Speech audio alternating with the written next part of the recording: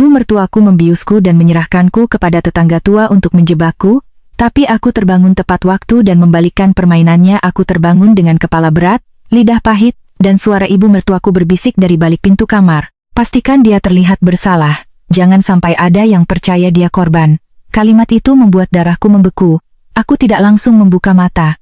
Aku tetap berbaring di ranjang asing itu, tubuhku lemas, napasku pelan, dan jantungku berdetak begitu keras sampai aku takut mereka bisa mendengarnya dari luar.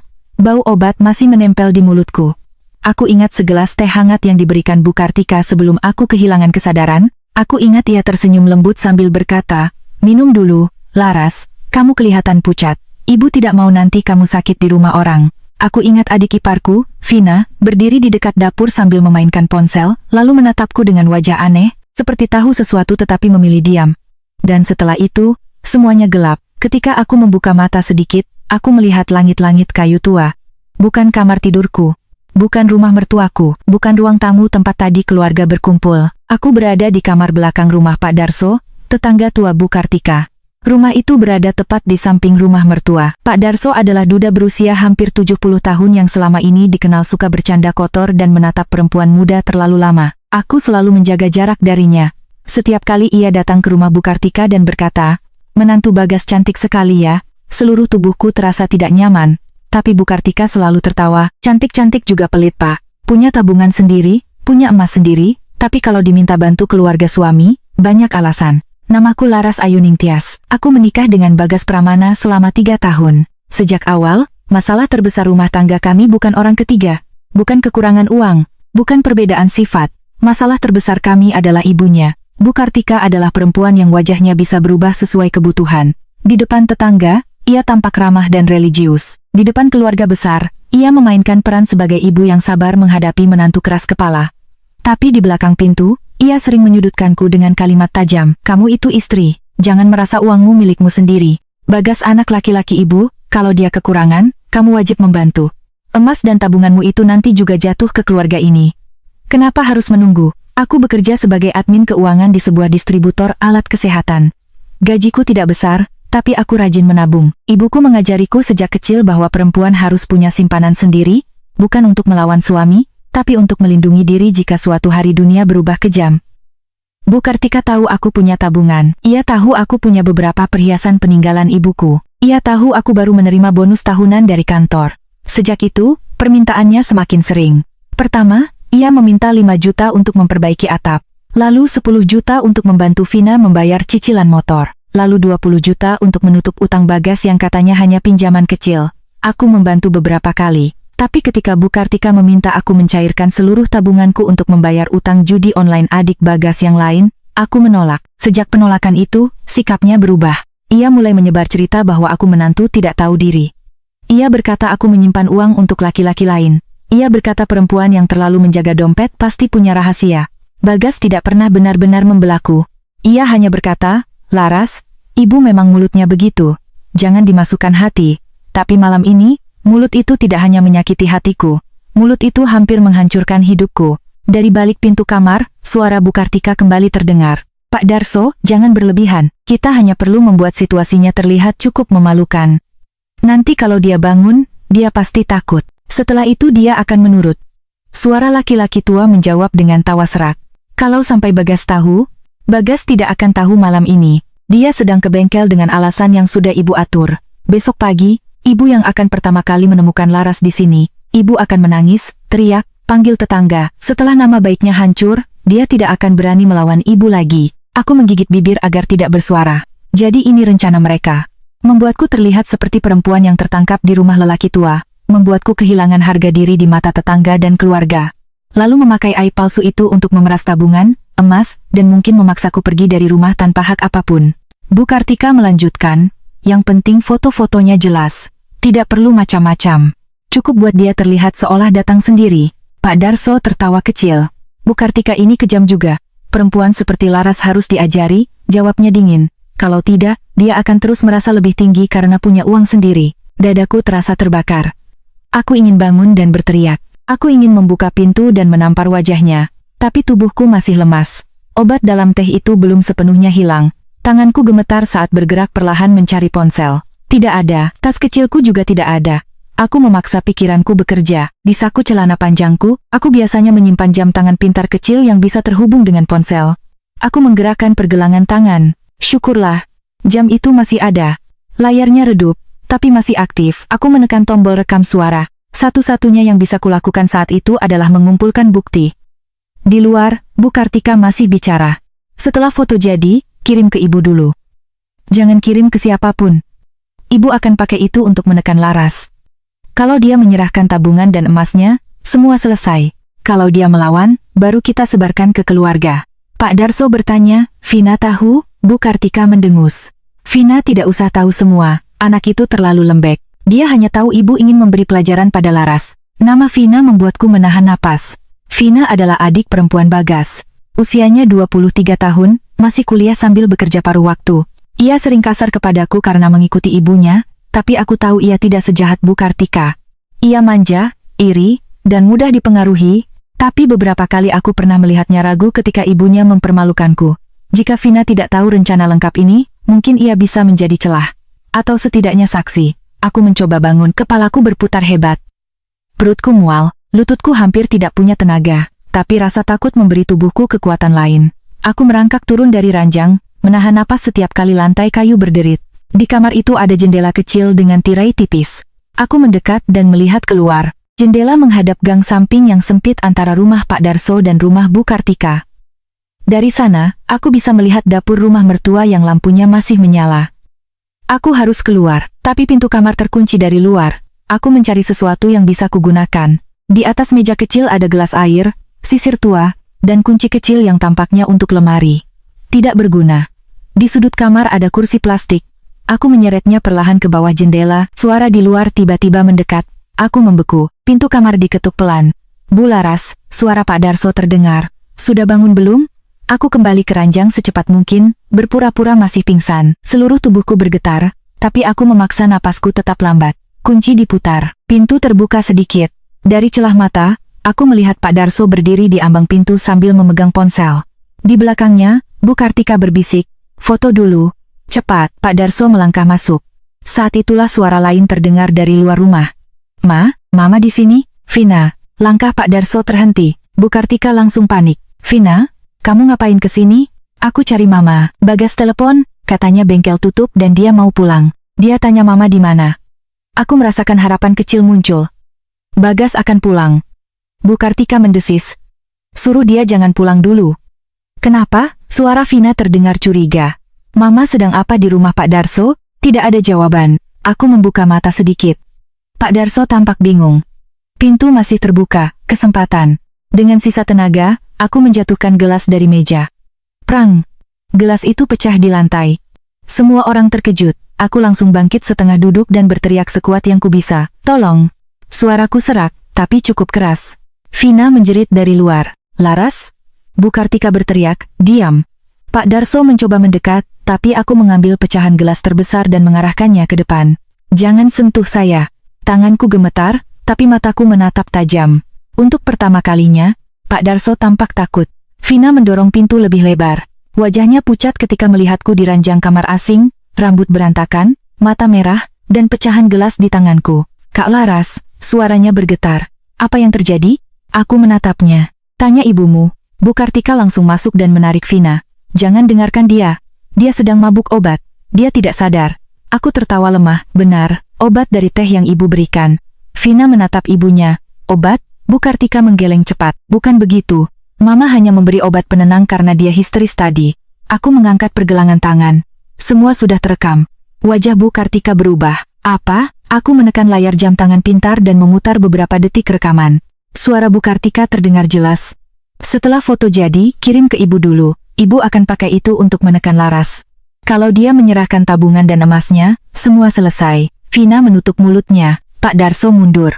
Bu Kartika menatap jam tanganku seperti melihat ular. Kamu merekam? Aku turun dari ranjang dengan susah payah. Vina bergerak hendak menolongku, tapi aku mengangkat tangan. Jangan sentuh saya dulu. Aku menatap adik iparku. Vina, kalau kamu masih punya sedikit hati, ambil ponselmu sekarang. Rekam semuanya. Rekam wajah ibumu, Pak Darso, ruangan ini, dan kondisi saya. Vina gemetar. Bu Kartika langsung membentak, "Vina, jangan berani." Vina menangis. Mama benar-benar melakukan ini?" Bu Kartika mencoba memegangnya. "Vina, Mama melakukan ini untuk keluarga. Laras itu, untuk keluarga." Vina mundur. "Mama mau membuat Kak Laras difitnah di kamar Pak Darso?" Aku melihat wajah Vina berubah dari bingung menjadi hancur. Dan di saat itu, aku mengambil keputusan. Aku tidak akan membalas dengan cara membuat Vina menjadi korban. Ia bukan alat. Ia bukan pengganti tubuhku. Ia harus melihat kebenaran, bukan merasakan kejahatan yang direncanakan ibunya. "Vina," kataku pelan, "telepon Bagas. Sekarang, pakai pengeras suara." Bu Kartika menjerit tidak, tapi Vina sudah menekan nomor kakaknya dengan tangan gemetar. Beberapa detik kemudian, suara Bagas terdengar. "Vin, Mama di mana? Laras tidak bisa dihubungi." Vina menangis. "Mas, pulang sekarang. Mama membius Kak Laras. Dia ada di rumah Pak Darso." Hening. Lalu suara Bagas pecah. "Apa?" Aku menatap Bu Kartika. Wajahnya pucat. Permainan yang ia susun untuk menghancurkan harga diriku baru saja berbalik. Bukan dengan menjadikan perempuan lain korban. Bukan dengan fitnah baru, tapi dengan membuat kebenaran berdiri di tengah ruangan, dilihat oleh anak perempuannya sendiri. Dan malam itu, sebelum Bagas pulang, sebelum tetangga berkumpul, sebelum polisi dipanggil, aku tahu satu hal, Bu Kartika tidak hanya gagal menghancurkanku, ia baru saja membuat putrinya sendiri melihat wajah asli ibunya. Suara Bagas di telepon berubah seperti orang kehilangan napas. "Vina, ulangi. Kamu bilang apa?" Vina menangis sambil memegang ponselnya dengan kedua tangan. Layarnya menyala. Suara Bagas keluar dari pengeras suara, menggema di kamar sempit rumah Pak Darso yang bau obat, debu, dan ketakutan. "Mas," suara Vina pecah. "Kak Laras ada di rumah Pak Darso. Mama kasih dia sesuatu di teh." Kak Laras lemas. Aku dengar rekaman Mama sendiri. Mama mau membuat Kak Laras terlihat bersalah. Di ujung telepon, Bagas terdiam. Lalu terdengar suara mesin motor berhenti mendadak. "Aku pulang sekarang." Bu Kartika langsung merebut ponsel Vina. "Bagas, jangan dengarkan adikmu. Dia panik.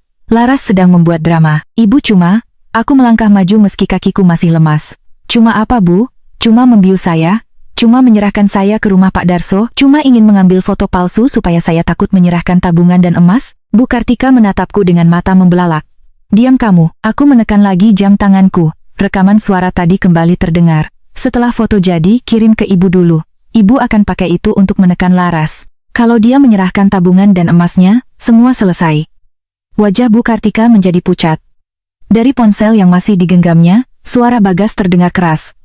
"Bu, itu suara ibu?" Bu Kartika gemetar.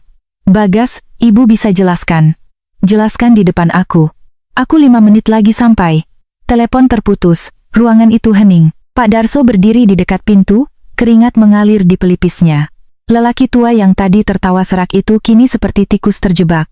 Ia memegang ponselnya erat, seolah ingin menyembunyikan sesuatu. Aku menunjuk ponsel itu. "Pak Darso, berikan ponsel Bapak." Ia langsung mundur. "Ini ponsel saya. Kalau Bapak tidak merasa salah, kenapa takut?" Bu Kartika menyela cepat. "Laras, jangan kurang ajar. Kamu tidak punya hak mengambil ponsel orang." Aku menoleh kepadanya. "Bu, ibu baru saja mencoba mengambil hidup saya, lalu masih bicara soal hak?" Vina menangis semakin keras. "Mama, kenapa Mama sampai begini?" Bu Kartika menatap anak perempuannya dengan wajah penuh amarah dan putus asa. "Karena Laras tidak pernah menghormati keluarga ini. Dia menyimpan uangnya sendiri. Dia menolak membantu utang adik-adikmu. Dia merasa lebih tinggi karena punya tabungan dan emas dari ibunya." Aku tertawa pelan, suaraku lemah, tapi cukup jelas. "Jadi karena saya menolak membayar utang judi orang lain, ibu merasa berhak membuat saya terlihat sebagai perempuan hina?" Vina menutup mulutnya. Pak Darso tiba-tiba mencoba menyelinap keluar. Aku langsung berteriak, "Vina, rekam." Vina tersentak, lalu cepat membuka kamera ponselnya. Pak Darso berhenti di ambang pintu. "Pak," kataku, "kalau Bapak pergi sekarang, itu akan terlihat seperti melarikan diri." Ia menatap Bu Kartika. "Bu, saya tidak mau ikut lebih jauh. Tadi ibu bilang cuma pura-pura, saya tidak mau urusan polisi." "Diam," bentak Bu Kartika. Tapi justru kalimat Pak Darso membuat semuanya semakin jelas. Vina merekam wajah ibunya, wajah Pak Darso, kamar, ranjang, pecahan gelas, dan kondisiku yang masih lemas. Aku meminta Vina mengambil tas kecilku yang ternyata berada di kursi luar kamar. Di dalamnya, ponselku sudah mati, tapi kartu identitas, dompet, dan kunci rumahku masih ada. Itu saja membuatku lega. Beberapa menit kemudian, Suara motor berhenti di depan rumah. Bagas datang dengan napas terengah-engah. Ia masuk ke rumah Pak Darso tanpa melepas helm.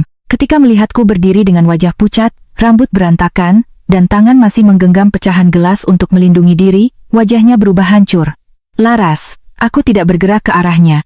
Jangan mendekat. Ia berhenti. Matanya berpindah ke ibunya. Bu, apa yang terjadi? Bu Kartika langsung menangis. Air mata itu keluar cepat, seperti selalu tersedia kapanpun ia membutuhkan simpati. Bagas, ibu tidak bermaksud jahat. Ibu cuma ingin memberi pelajaran. Laras terlalu keras. Dia tidak mau membantu keluarga.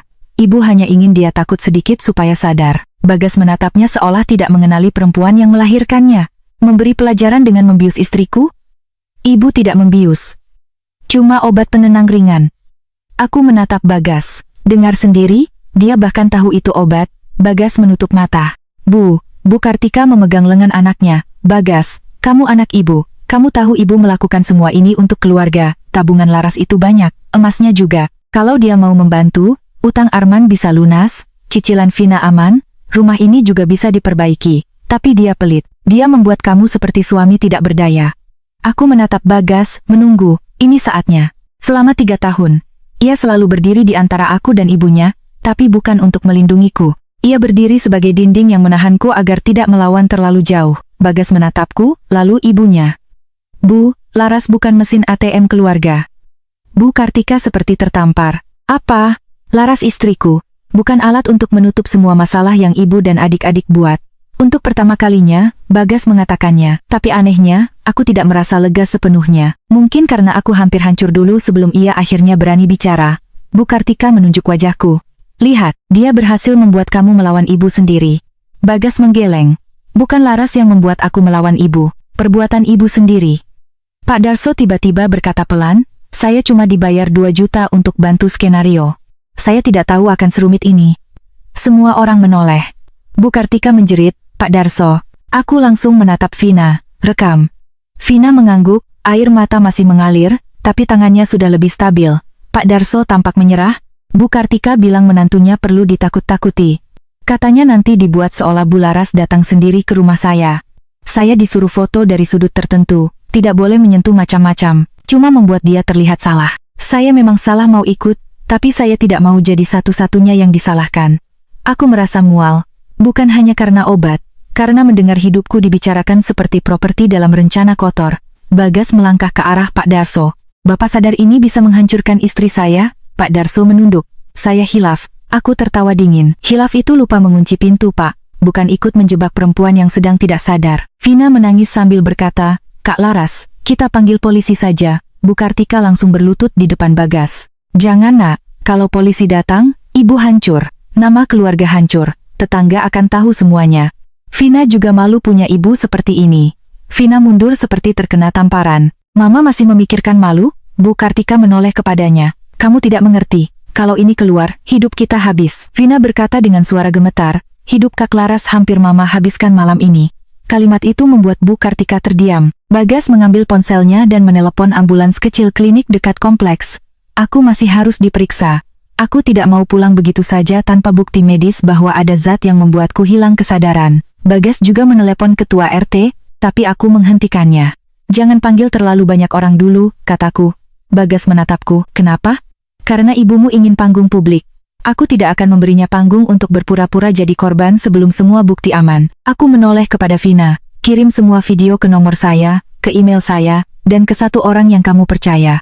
Vina mengangguk cepat. Aku menatap Bagas. Kamu juga rekam pengakuan Pak Darso. Jelas. Dari awal, Pak Darso hampir protes, tapi Bagas menatapnya tajam. Bapak bicara sekarang, atau nanti bicara di kantor polisi dengan laporan lebih berat. Pak Darso akhirnya mengaku sekali lagi. Kali ini lebih lengkap. Ia menyebut Bu Kartika datang 2 hari sebelumnya, menawarkan uang, menjelaskan bahwa Laras harus dibuat malu karena tidak mau menyerahkan tabungan keluarga, dan malam itu ia diminta menunggu sampai aku dibawa dalam keadaan lemas ke kamar belakang. Aku mendengar setiap katanya dengan tubuh gemetar. Bu Kartika duduk di kursi, wajahnya kosong. Mungkin ia baru sadar bahwa rencananya tidak hanya gagal, tapi berubah menjadi rantai bukti. Ketika petugas klinik datang, aku diperiksa cepat lalu dibawa ke klinik untuk tes lanjutan. Bagas ingin ikut di mobil, tapi aku menolak. Vina ikut saya. Bagas terdiam. Aku suamimu. Aku menatapnya. Dan selama 3 tahun, kamu terlalu sering menjadi anak ibumu lebih dulu. Wajahnya terluka, tapi ia tidak membantah. Vina membantuku naik ke mobil.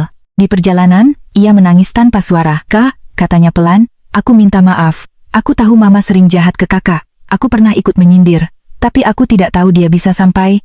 Suaranya putus. Aku menatap jalan gelap di depan. Vina, malam ini kamu memilih merekam. Itu penting. Tapi aku anaknya.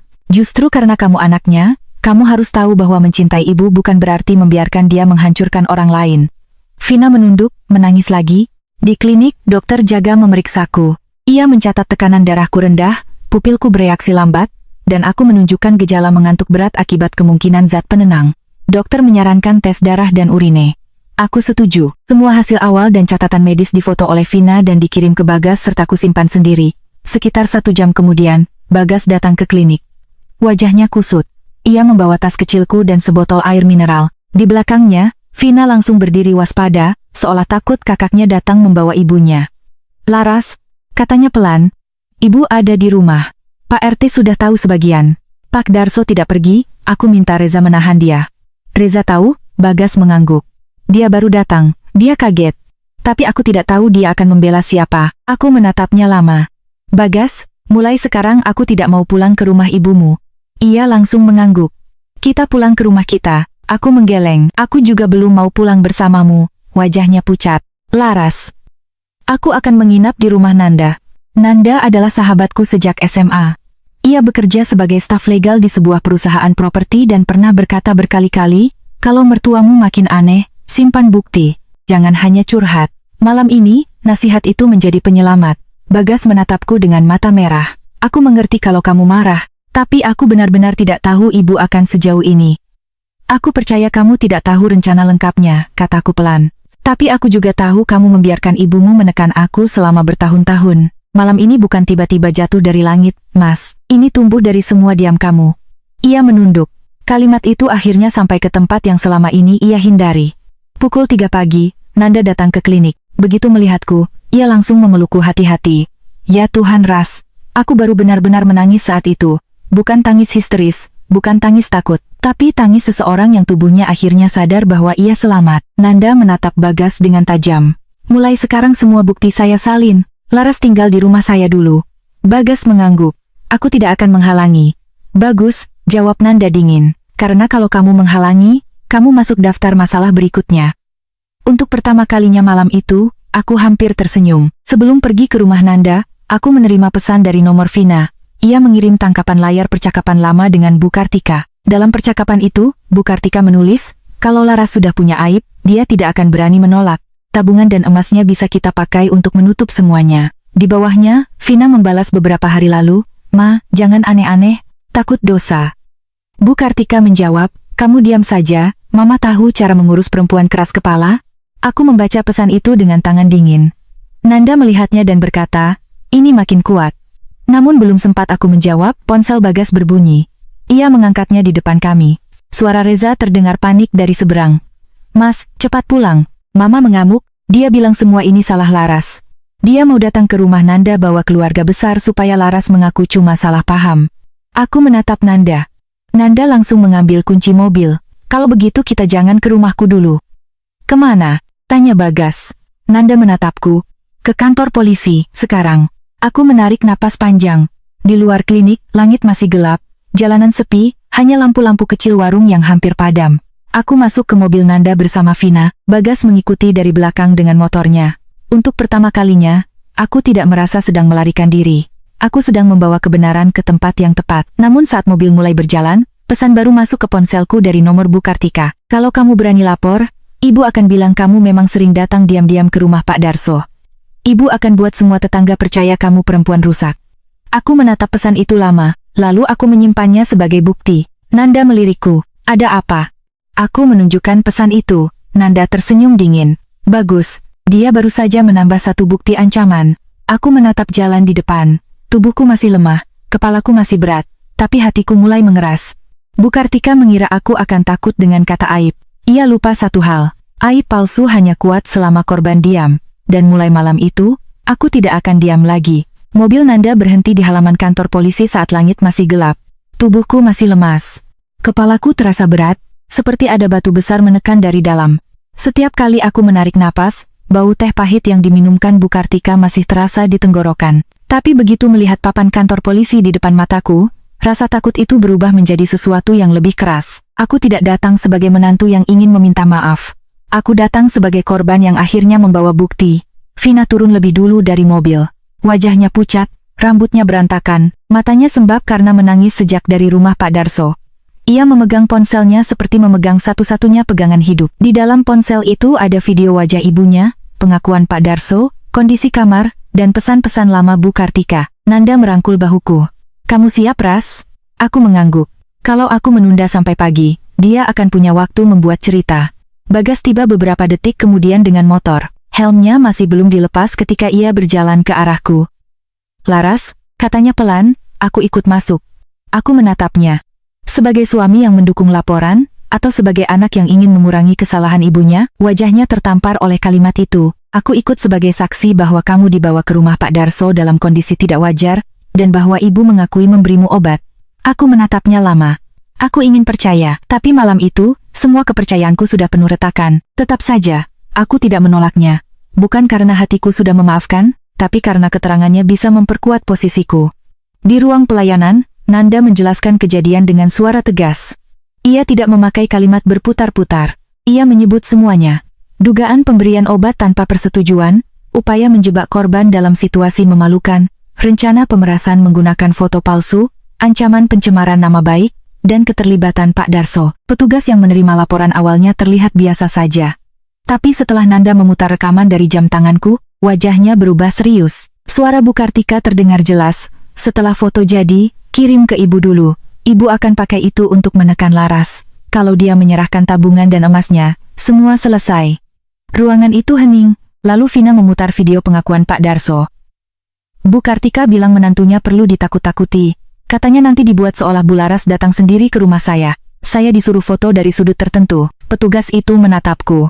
"Ibu masih bersedia melakukan pemeriksaan medis lanjutan?" Aku mengangguk. "Saya sudah dari klinik.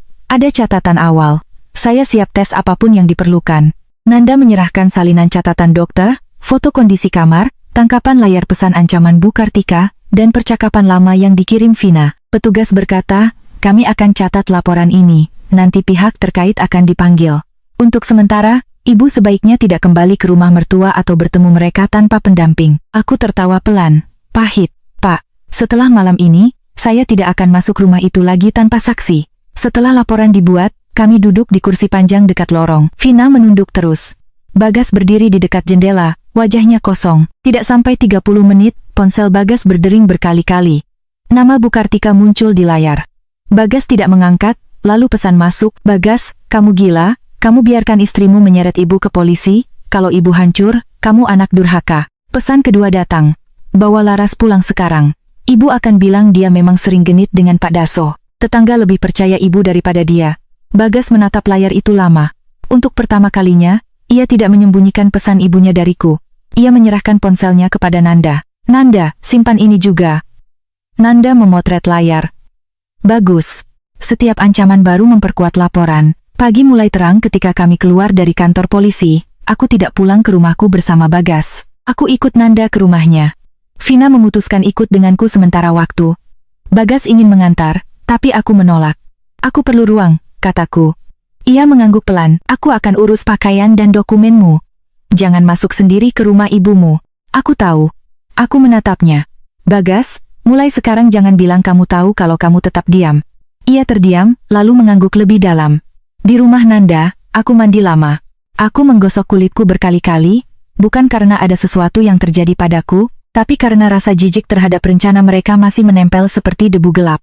Setelah itu, aku memakai pakaian Nanda, duduk di ruang tamu, dan meminum air hangat sedikit demi sedikit. Vina duduk di depanku. "Kak," katanya lirih, "aku mau kasih tahu sesuatu." Aku mengangkat wajah. "Apa?" Ia membuka ponselnya dan menunjukkan percakapan lain dengan Bu Kartika, lebih lama dari yang semalam ia kirim. Di sana, Bu Kartika beberapa kali membicarakan tabunganku, emasku, bahkan bonus kantor yang seharusnya tidak diketahui siapapun. Aku membaca pelan. "Laras baru dapat bonus. Bagas bilang sekitar 30 juta. Tanganku berhenti. "Bagas yang bilang?" Vina menunduk. Mama sering tanya ke Mas Bagas soal uang kakak. Mas Bagas mungkin tidak tahu Mama akan melakukan ini, tapi dia sering cerita kalau kakak punya simpanan. Dadaku kembali sesak, jadi akar masalah ini lebih dalam. Bu Kartika memang jahat, tapi Bagas membuka pintu dengan setiap cerita kecil tentang uangku, tabunganku, bonusku, emasku. Mungkin ia tidak bermaksud menjebakku di rumah Pak Darso, tapi ia membuat keluarganya tahu di mana harus menekan. Aku menutup ponsel itu. Terima kasih sudah jujur, Vin. Vina menangis. Aku malu jadi anak mama. Aku menggeleng pelan. Jangan jadikan kesalahan ibumu sebagai identitasmu. Kamu masih bisa memilih berbeda. Siang itu, kabar mulai menyebar. Bukan karena aku menyebarkan, karena Bu Kartika lebih dulu bergerak. Di grup keluarga Bagas, ia menulis panjang, bahwa aku adalah menantu yang membawa masalah rumah tangga ke polisi. Ia berkata aku sedang memfitnah ibu mertua karena tidak mau membantu keluarga. Ia menyiratkan bahwa aku memang punya hubungan mencurigakan dengan Pak Darso, lalu panik ketika ketahuan. Beberapa kerabat mulai menulis komentar. Kalau benar korban, kenapa langsung lapor polisi? Kenapa tidak selesaikan keluarga? Jangan-jangan memang ada sesuatu, makanya ribut. Kasihan Bu Kartika, sudah tua masih diseret menantu. Aku membaca tangkapan layar itu dari ponsel Vina. Tangan Vina gemetar karena marah. Kak, boleh aku jawab? Aku diam sebentar. Nanda yang baru keluar dari ruang kerja berkata, jawab singkat, jangan bertengkar. Kirim bukti yang cukup, bukan semua. Vina mengangguk, lalu menulis di grup. Aku Vina. Aku melihat sendiri Kak Laras dalam kondisi lemas di kamar Pak Darso. Aku merekam pengakuan Mama dan Pak Darso. Kak Laras bukan pelaku. Kak Laras korban. Kalau ada yang masih menyebarkan fitnah, aku siap bersaksi. Grup itu langsung sunyi. Beberapa menit kemudian, Bu Kartika menelepon Vina. Vina tidak mengangkat. Pesan masuk. Anak tidak tahu diri. Kamu memilih menantu daripada ibu kandungmu? Vina menangis lagi, tapi kali ini ia tidak menjawab.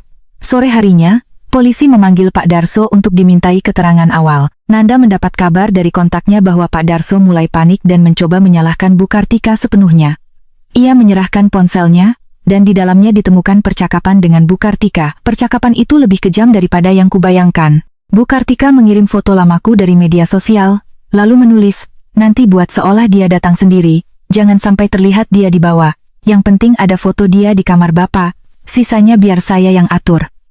Pak Darso membalas, kalau dia melawan. Bu Kartika menjawab, dia tidak akan bisa melawan, tehnya sudah saya siapkan. Aku membaca salinan percakapan itu dengan tangan dingin. Tidak ada lagi ruang untuk menyebut ini salah paham. Tidak ada lagi alasan ibu hanya hilaf. Ini rencana yang disusun dengan tenang. Malam itu, Bagas datang ke rumah Nanda. Kali ini ia tidak meminta masuk. Ia berdiri di teras, membawa satu tas berisi dokumen, pakaian, dan kotak perhiasanku. Nanda membiarkannya berdiri di luar pagar. Aku keluar menemuinya dengan Vina di sampingku. Bagas menyerahkan tas itu. Semua yang bisa kuambil dari rumah sudah kubawa. Emasmu lengkap. Buku tabunganmu juga. Aku juga bawa dokumen pernikahan dan KTP cadangan. Aku memeriksa cepat. Semuanya ada. Terima kasih. Ia menatapku dengan mata merah. Laras, polisi sudah datang ke rumah ibu, Pak Darso juga sudah dipanggil. Ibu mengamuk, dia bilang kamu menghancurkan keluarga. Aku tersenyum lelah. Keluargamu hancur bukan karena aku lapor. Keluargamu hancur karena ibumu mengira tubuh dan harga diriku bisa dijadikan alat tekanan. Bagas menunduk. Aku tahu. Aku menatapnya. Belum. Kamu belum tahu sepenuhnya. Ia mengangkat wajah. Aku menunjukkan tangkapan layar dari Vina tentang bonusku. Kamu sering cerita soal uangku kepada ibumu, wajahnya langsung berubah. Laras, jawab. Ia menutup mata. Iya, tapi aku tidak bermaksud. Kamu tidak bermaksud memberi peta kepada orang yang ingin merampasku? Ia diam. Aku pikir itu cuma obrolan keluarga. Ibu sering tanya kondisi keuangan kita.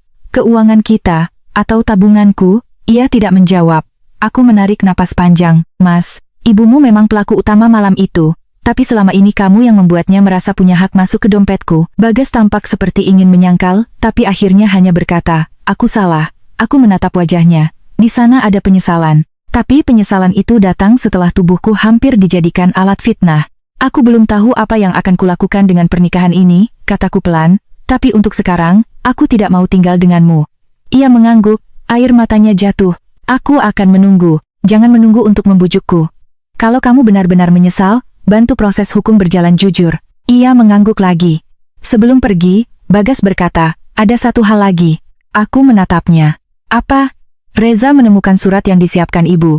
Surat pernyataan bahwa kamu mengaku bersalah dan bersedia menyerahkan emas, serta sebagian tabungan sebagai kompensasi agar keluarga menutup aib. Aku merasa darahku membeku. Di mana surat itu? Aku bawa. Ia mengeluarkan selembar kertas dari map. Di sana tertulis namaku. Sudah disiapkan dengan kalimat yang sangat menghina, bahwa aku mengakui kesalahan moral, meminta keluarga suami menjaga nama baikku, dan bersedia menyerahkan emas, serta tabungan sebagai bentuk tanggung jawab. Di bagian bawah, ada tempat tanda tangan. Tanda tanganku kosong, tapi di sampingnya sudah ada tanda tangan Bu Kartika sebagai saksi keluarga. Nanda membaca surat itu dari belakangku, lalu berkata dingin, ini bukti pemerasan yang sangat kuat. Aku menatap Bagas. Ibumu benar-benar sudah menyiapkan semuanya. Bagas menutup wajahnya. Aku malu. Aku tidak menjawab. Karena rasa malunya tidak sebanding dengan rasa takut yang hampir kutanggung seumur hidup. Keesokan paginya, Nanda dan aku menyerahkan surat itu sebagai bukti tambahan. Polisi mulai memanggil Bu Kartika secara resmi. Pak Darso memberi keterangan lebih lengkap karena takut menjadi korban tunggal. Ia mengakui menerima uang dari Bu Kartika, dan menyebut bahwa foto-foto akan digunakan untuk menekan aku secara pribadi. Bu Kartika tidak lagi bisa bersembunyi di balik kata ibu mertua, namun ia masih mencoba satu serangan terakhir. Malam itu, sebuah pesan masuk ke ponselku dari nomor tidak dikenal. Isinya foto diriku sedang duduk lemas di ranjang kamar Pak Darso, jelas diambil saat aku tidak sadar. Wajahku tampak pucat. Rambutku berantakan. Foto itu belum sempat disebar, tapi dikirim kepadaku sebagai ancaman. Di bawahnya tertulis, cabut laporan. Kalau tidak, foto ini akan tersebar sebelum sidang dimulai. Aku menatap foto itu. Untuk beberapa detik, tubuhku kembali gemetar. Rasa takut lama naik dari perut ke dada. Aku hampir merasa mual. Nanda mengambil ponselku, membaca pesan itu, lalu berkata, Ras, jangan takut. Mereka baru saja memperkuat kasus. Vina yang duduk di sampingku menangis. Itu pasti Mama. Aku menarik napas panjang. Lalu aku mengambil kembali ponselku. Aku membalas pesan itu dengan satu kalimat. Sebarkan jika berani. Saya akan menambahkan ancaman ini ke laporan. Tidak ada balasan. Malam itu, aku duduk lama di kamar tamu rumah Nanda. Di luar jendela, hujan turun pelan. Tubuhku masih lelah, tapi pikiranku jernih. Bu Kartika mengira foto itu akan membuatku diam. Ia lupa, foto itu tidak menunjukkan aibku. Foto itu menunjukkan kejahatan mereka. Besok, polisi akan memanggilnya. Besok, keluarga besar akan tahu bahwa perempuan yang mereka sebut menantu keras kepala ternyata hampir dikorbankan demi utang dan keserakahan. Dan besok, aku akan berdiri bukan hanya sebagai korban, aku akan berdiri sebagai perempuan yang menolak membiarkan rasa malu palsu menjadi penjara. Pagi itu, aku datang ke kantor polisi dengan foto ancaman di ponselku, tubuh yang masih lemah, dan hati yang tidak lagi ingin bersembunyi. Semalaman aku tidak benar-benar tidur. Setiap kali memejamkan mata, bayangan kamar Pak Darso muncul lagi, langit-langit kayu tua, bau obat di mulutku, suara Bu Kartika dari balik pintu, dan kalimatnya yang paling dingin, kalau dia menyerahkan tabungan dan emasnya, semua selesai. Dulu, aku pikir kejahatan paling menyakitkan adalah ketika orang asing ingin menghancurkanmu. Ternyata lebih menyakitkan ketika orang yang memanggil dirinya keluarga menyusun kehancuranmu sambil merasa berhak. Nanda duduk di sampingku di ruang tunggu kantor polisi. Vina berada di sisi lain, menggenggam tas kecil berisi salinan video dan tangkapan layar. Bagas berdiri agak jauh, wajahnya pucat. Ia datang pagi itu bukan sebagai pelindungku, melainkan sebagai saksi yang masih harus membuktikan, apakah ia mampu jujur, meski itu berarti melawan ibunya sendiri. Petugas memanggil kami masuk. Nanda menyerahkan bukti baru. Foto diriku di kamar Pak Darso yang dikirim dari nomor tidak dikenal, pesan ancaman agar aku mencabut laporan, dan balasanku yang menyatakan bahwa ancaman itu akan ditambahkan ke laporan. Petugas membaca pesan itu, lalu menatapku. Ibu yakin ingin melanjutkan? Aku menatapnya tanpa ragu. Yakin. Foto itu bukan aib saya. Foto itu bukti bahwa saya tidak sadar dan dijadikan alat pemerasan. Untuk pertama kalinya sejak malam itu, aku mengucapkan kalimat tersebut dengan suara penuh. Dan anehnya, setelah mengucapkannya, sesuatu di dadaku terasa sedikit lebih ringan. Tidak lama kemudian, Pak Darso dibawa masuk untuk pemeriksaan lanjutan. Wajahnya kusut. Ia tidak lagi terlihat seperti lelaki tua yang suka tertawa serak di depan perempuan muda. Ia hanya tampak seperti orang ketakutan yang sadar bahwa uang 2 juta rupiah telah menyeretnya ke jurang. Ia memberikan keterangan lebih lengkap. Bu Kartika datang kepadanya 2 hari sebelum kejadian. Ia membawa rencana, membuatku lemas, membawaku ke kamar belakang, mengambil foto dari sudut yang bisa disalahartikan, lalu menggunakan foto itu untuk menekan aku agar menyerahkan tabungan dan emas. Pak Darso mengaku menerima uang, tetapi ia juga mengatakan bahwa foto ancaman terakhir bukan dikirim olehnya. Ponsel saya sudah diperiksa, katanya dengan suara gemetar. Foto memang ada, tapi yang minta salinan itu Bu Kartika. Dia bilang hanya untuk pegangan. Petugas mencatat semuanya. Vina menutup mata. Air matanya jatuh lagi. Aku tahu sakitnya bagi Vina. Ia bukan hanya melihat ibunya bersalah.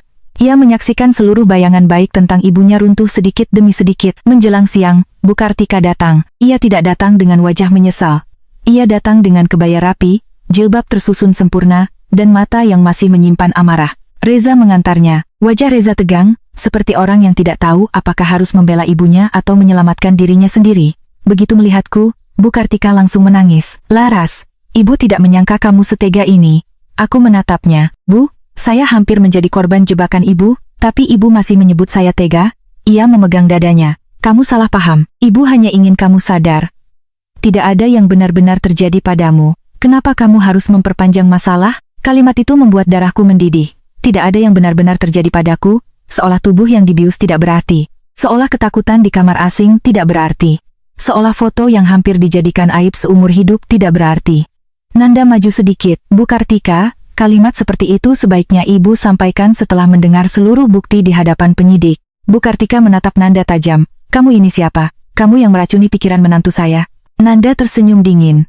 Saya orang yang memastikan menantu ibu tidak dipaksa diam. Di ruang pemeriksaan, rekaman diputar lagi. Suara Bu Kartika terdengar jelas. Kalau dia menyerahkan tabungan dan emasnya, semua selesai. Lalu pesan ancamannya dibacakan.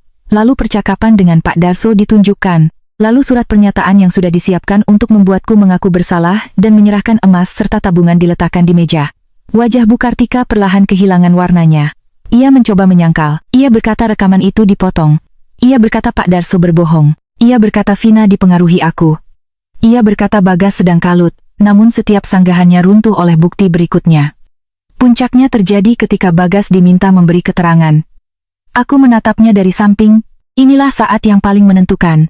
Bagas menunduk lama. Tangannya gemetar. Lalu ia berkata dengan suara serak, saya memang sering menceritakan kondisi keuangan Laras kepada ibu. Saya salah. Saya membuat ibu tahu tentang tabungan dan emas Laras. Tapi malam itu, saya tidak tahu Laras akan diberi obat dan dibawa ke rumah Pak Darso. Setelah saya mendengar rekaman dan melihat kondisinya, saya percaya Laras adalah korban. Bu Kartika langsung berteriak. Bagas, kamu anak ibu. Bagas menatap ibunya dengan mata merah. Justru karena aku anak ibu, aku tidak bisa membiarkan ibu terus berbohong. Bu Kartika terdiam seperti tersambar. Vina menangis di belakangku, tapi kali ini ia tidak menunduk. Ia berdiri tegak. Aku juga bersaksi, Ma, katanya pelan. Aku melihat Kak Laras di kamar itu. Aku mendengar rekaman Mama. Aku yang menelepon Mas Bagas. Aku tidak akan mencabut keterangan. Bu Kartika menatap putrinya. Kamu memilih dia daripada ibu kandungmu? Vina menggeleng sambil menangis. Aku memilih kebenaran sebelum Mama menghancurkan orang lain lagi. Ruangan itu hening. Untuk pertama kalinya, Bu Kartika tidak punya kalimat. Ia duduk lemas. Tangannya gemetar, napasnya memburu. Reza mencoba memegang bahunya, tetapi ia menepis. Semua gara-gara kamu, Laras, bisiknya. Kalau kamu sejak awal patuh, keluarga ini tidak akan malu. Aku menatapnya dengan tenang. Bukan kepatuhan saya yang kurang, Bu, batas kemanusiaan ibu yang sudah hilang. Setelah pemeriksaan panjang, proses hukum berjalan. Pak Darso dikenai proses sebagai pihak yang ikut membantu jebakan itu. Bu Kartika tidak langsung ditahan pada hari pertama karena ada prosedur yang harus dijalani, tetapi statusnya berubah dari ibu mertua yang menangis menjadi pihak terlapor dengan banyak bukti. Di luar kantor polisi, beberapa keluarga Bagas sudah menunggu. Mereka datang setelah mendengar kabar dari grup keluarga. Dulu, orang-orang itu mudah sekali percaya pada cerita Bu Kartika. Tapi hari itu, Vina berdiri di depan mereka dan berkata dengan suara bergetar, namun jelas, Kak Laras tidak bersalah, Mama yang merencanakan semuanya. Kalau ada yang menyebarkan fitnah tentang Kak Laras, aku sendiri yang akan bersaksi. Tidak ada yang membantah. Bahkan beberapa bibi yang dulu sering menyindirku hanya menunduk malu. Bu Kartika mendengar itu dari dalam mobil Reza. Wajahnya pucat, matanya kosong. Ia tidak lagi berteriak, tidak lagi memukul dada, tidak lagi menangis keras untuk menarik simpati. Malamnya, kabar datang bahwa Bu Kartika mengalami guncangan berat dan mencoba menyakiti dirinya sendiri. Vina dan Reza menemukannya tepat waktu. Ia dibawa ke rumah sakit dan mendapat pengawasan medis. Ketika mendengar kabar itu, aku duduk diam lama. Aku tidak bersorak. Aku tidak merasa puas. Aku hanya merasa sedih karena kebencian yang ia tanam untuk menghancurkanku akhirnya memakan dirinya sendiri. Vina meneleponku dari rumah sakit. Kak, suaranya serak. Mama selamat. Dokter bilang dia harus diawasi. Aku tidak tahu harus merasa apa. Aku menutup mata. Vin, kamu tidak bertanggung jawab atas pilihan Mama. Tapi aku anaknya. Menjadi anak bukan berarti kamu harus ikut tenggelam dalam kesalahan orang tua. Vina menangis. Kak Laras, maaf.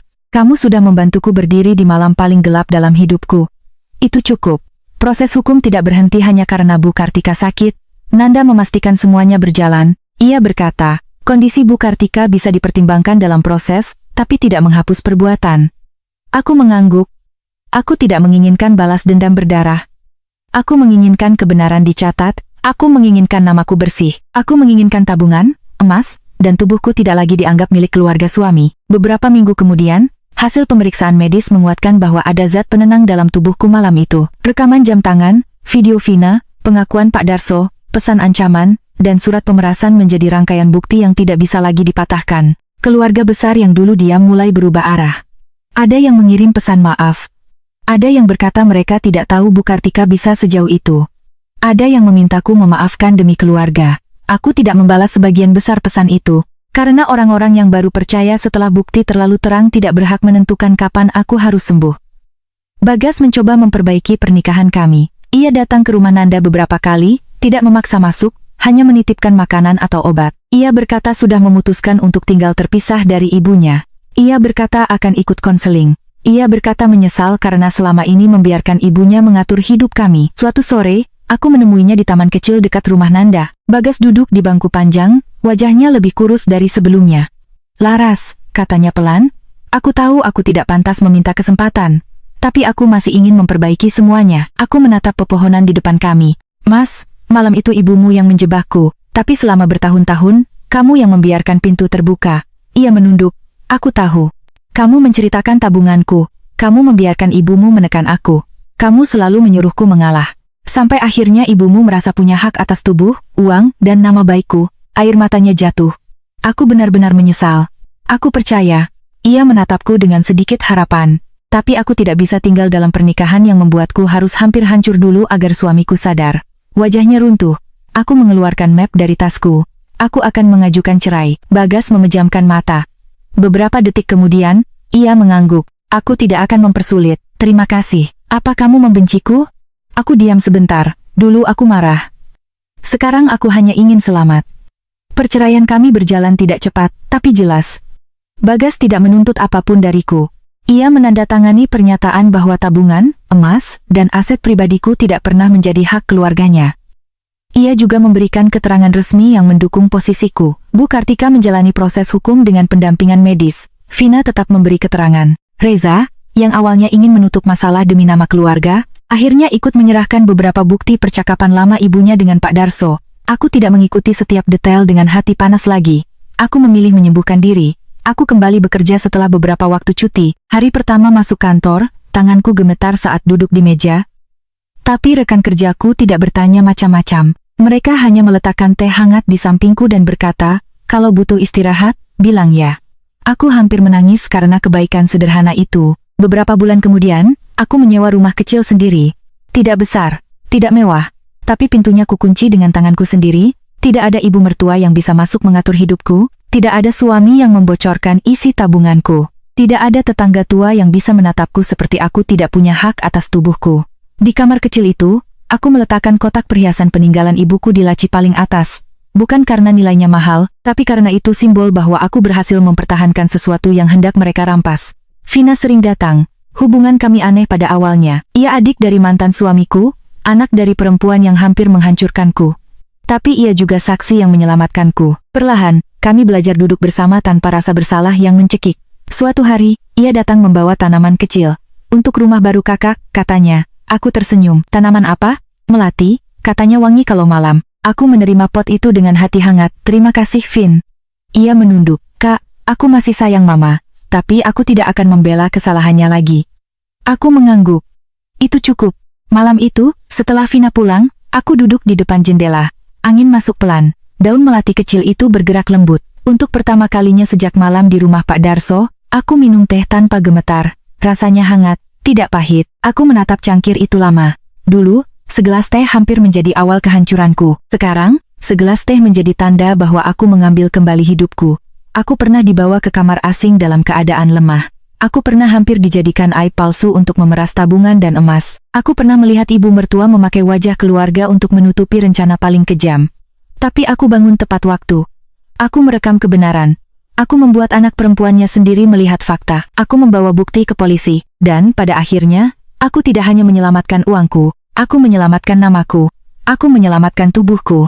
Aku menyelamatkan diriku sendiri. Di rumah kecil itu, aku menutup jendela, mematikan lampu, dan tersenyum untuk pertama kalinya tanpa rasa takut. Hidupku tidak kembali seperti dulu, tapi kali ini, hidupku benar-benar milikku.